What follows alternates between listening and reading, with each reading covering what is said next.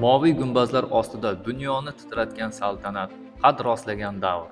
Sohibqiron Amir Temur o'z taxtida mahobat bilan o'tirib, davlat ishlarini hal qilayotgan edi. To'satdan saroyning haybatli darvozalari ochilib, sochlari oqargan, qo'lida bir bog' somon ko'targan keksa onaxon ijozat so'rab kirib keldi.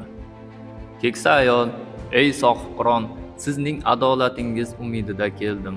Mening xirmonimdan askaringiz o'z oti uchun bir bog' somonni ruxsatsiz oldi.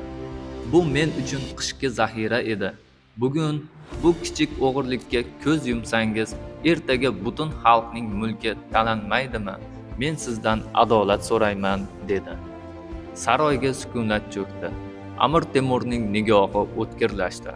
Bir zumda aybdor askar keltirildi. Uning aybi tasdig'ini topdi. Amir Temur: "Sen mening lashkarlarimni sharafini bir bog' somonga almashtirdingmi? Bechoraning haqqidan qo'rqmagan askar o'z xalqini qanday himoya qiladi? Ushbu askarning jazosi berilsin va oyligidan 5 kumush tanga jarima undirilsin.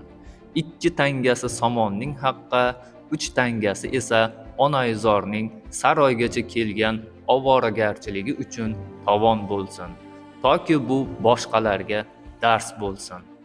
Keksa ayol Amir Temurning haqqiga duolar qildi. Temur vazirlarga qarata shunday dedi: "Eshitinglar, mening mamlakatimda bir bog' somonning ham so'rovi bor. Zotan davlatning kuchi adolatdadir." Tarixchi Sharofiddin Ali Yazdiy o'zining Zafarnoma asarida qayd etishicha, Temur lashkarlari Ekinzor yonidan o'tayotganda otlarning og'zini bog'lab o'tishgan. Bu maysa uvolidan birovning haqqidan qo'rqqan Temur dunyoni bo'ysundirgan edi.